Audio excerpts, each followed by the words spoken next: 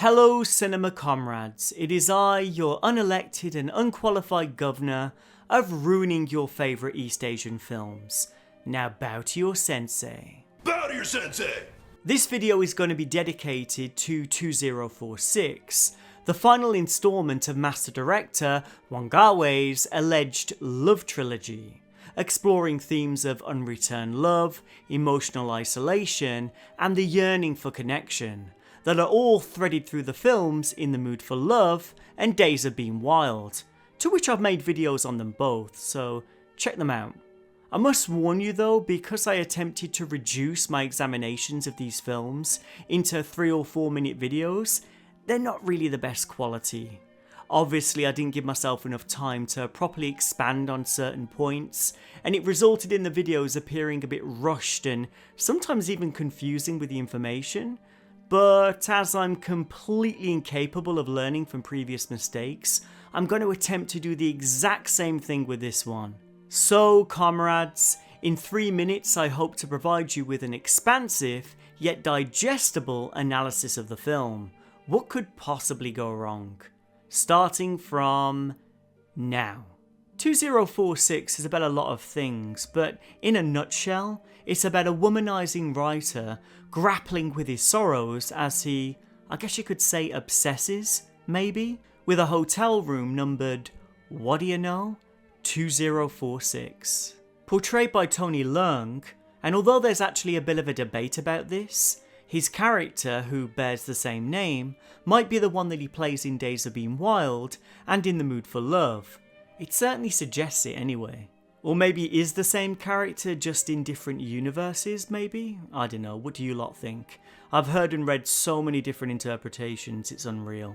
2046 even being the room number in the Mood for Love, suggesting further connections. Maggie Cheung, Leung's In the Mood for Love co-star, even briefly plays a similar, though not necessarily the same role in this film too. Again, with the risk of oversimplifying, because I simply don't have the time, most of the film is based on the protagonist engaging in a series of affairs with women whose stories interweave love, loss and longing against the backdrop of Hong Kong's historical transitions and uncertain future. I mean, there's a lot more to it than this, including a time jump, or maybe a parallel and metaphorical time contrast better describes it. Doesn't quite roll off the tongue as nicely though, does it? There's at least 2 time periods in the film, I think. The primary one is set in the late 1960s, where the protagonist is writing his novel, and most of the scenes take place in and around room 2046, which is the room next to his, and over time is temporarily occupied by several women to whom he falls for. The 1960s itself being a very important and chaotic decade for Hong Kongers, especially the 1966 and 1967 protests and violent riots, to which the film briefly references. The secondary time period is the fictionalised year of 2046, a science fiction future the writer creates for his novel, where he does a Dorothy Gale and incorporates his real life experiences into this abstract futuristic world. And you were there. A world where tormented characters travel by train to a place also called 2046, obviously a metaphor for the room, but I'll go into more detail about that a little later on in the video. The 2004 film stands not only as a cinematic masterpiece, though it certainly has plenty of haters, but also serves as a reflection of, yes, my regular viewers have probably guessed it already, Hong Kong's historical and political context during the time of its release. The film's lush visuals and intricate narratives provide a canvas for exploring the human experience against the backdrop of societal shifts. The historical context of 2046 is rooted somewhat in the sentiments left over from the lead up to the handover in 1997. This refers to when Hong Kong was handed over from British colonial rule to Chinese sovereignty, an arrangement and negotiation that the Hong Kong people had little to no say in, on the count of them never being given a proper democracy and all. Something that suited both the British administration and the Chinese Communist Party, but just not Hong Kongers. For the longest of time, a full central government level democracy was a touchy subject for the British colonial regime, as they felt it could unnecessarily challenge British sovereignty and, during the Cold War, allow the political influence of the KMT and CCP on the Hong Kong people to subvert the political apparatus. Former colonial governor Alexander Grantham shut down proper democratic reforms by convincing the UK government that a democracy in Hong Kong would not serve the interests of the Crown. Yet, in true two-faced fashion, when Grantham addressed the Hong Kong public about these reforms being cancelled, he actually blamed it on London. What a cheeky chap he was.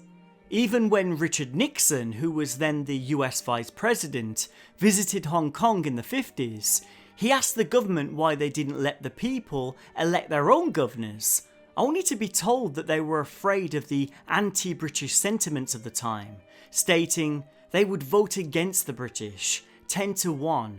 Some of the people hate the British. That's my style. I like to kick 'em when they're down. Even when more grassroots pro-democracy activities began to properly develop in Hong Kong during the 50s, 60s and particularly the 1970s, the CCP made it very easy for the colonial government to shut down such reforms by demanding that the democratisation of Hong Kong was some kind of hostile gesture towards China, which makes absolutely no sense whatsoever. Modest electoral reforms were rushed in after the signing of the Sino-British Joint Declaration in 1984, but by this time, it was too little and too late. As Hong Kong's final colonial governor, Chris Patten, humbly put it, "I should have done more." So, with this in mind, the impending handover had understandably sparked collective concerns about the erosion of Hong Kong's distinct identity and the few freedoms Hong Kongers were able to eventually secure at the back end of their 155-year British colonial period, as well as fears of political and cultural assimilation into mainland China's oppressive regime. And bear in mind, the Tiananmen Square massacre had only just occurred in 1989, adding an additional layer of anxiety to the handover process. Despite being released 7 years after the handover, Wong Kar-Wai's film captures this atmosphere of uncertainty and unease, using the futuristic setting to symbolise Hong Kong's ambiguous future and the tension between established norms and alleged progress. Additionally, the film's title itself, 2046 or 2046, holds significance within the context of Hong Kong's recent history. The year 2046 is referenced in the Basic Law, Hong Kong's constitutional document, as the earliest possible date for a review of its political status and autonomy from China, under the One Country, Two Systems framework. This further ties the film to the socio-political discourse of the time, as the people grappled with concerns about Hong Kong's fate and its relationship with the mainland.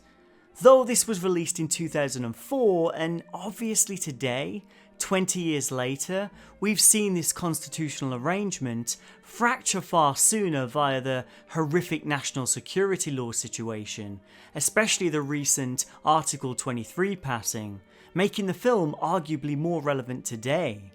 Let's not forget that the CCP have declared the Sino-British Joint Declaration to be only a historical document, with no significance now, as its only purpose was to aid the handover. Very worrying to say the least. 2046 is also layered with allegorical elements that touch on themes of displacement and nostalgia. The characters, who are often in a state of emotional turmoil and yearning, reflect the broader sentiment of a society on the cusp of transformation. The writers' relationships, marked by love and loss, echo the sense of attachment and detachment felt by many Hong Kong residents as they faced an uncertain future. The film's exploration of love and desire can also be seen as a metaphor for Hong Kong's relationship with its own complicated history and identity, just as the characters in 2046 grapple with memories of past loves. Hong Kong was grappling with its colonial past whilst anticipating an unknown future under Chinese rule. For anyone familiar with Hong Kong history and the academic works of Ray Chow, Akbar Abbas, Law Wing Sang, or more recently Florence Mock and Ching Quan Lee, then you'd know how difficult and almost abstract Hong Kong's historical and post-colonial readings can be. Okay, I've just realised. Stop the timer. There is no way I'm keeping within 3 or even 4 minutes here. Forget the whole thing. Sorry for the clickbait.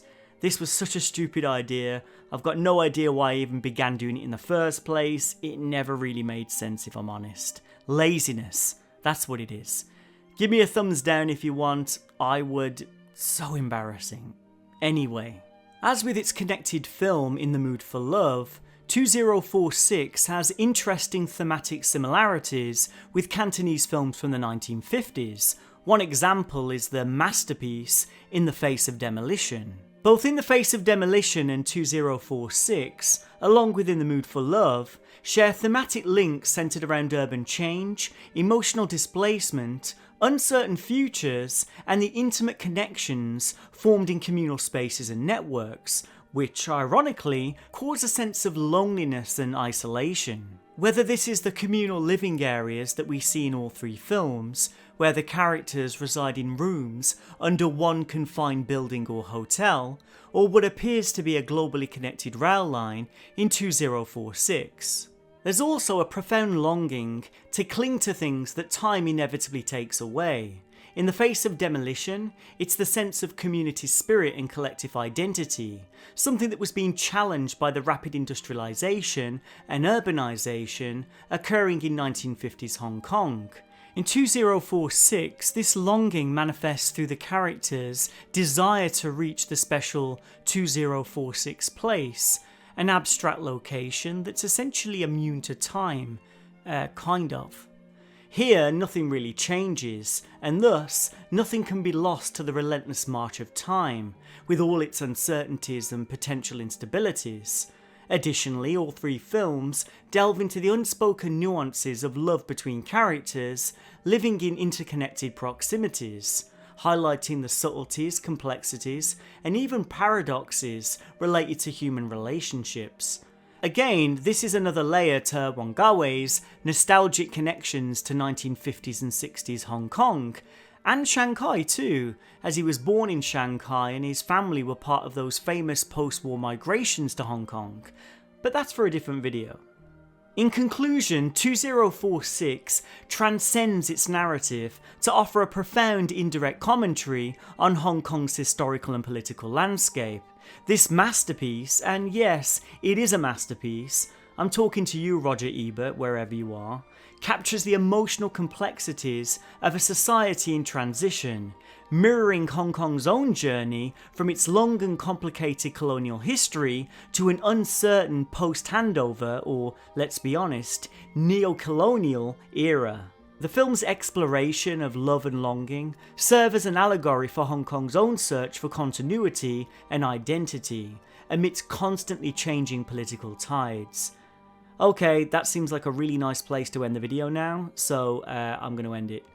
Take care, comrades. See you next time. Maybe. We'll see.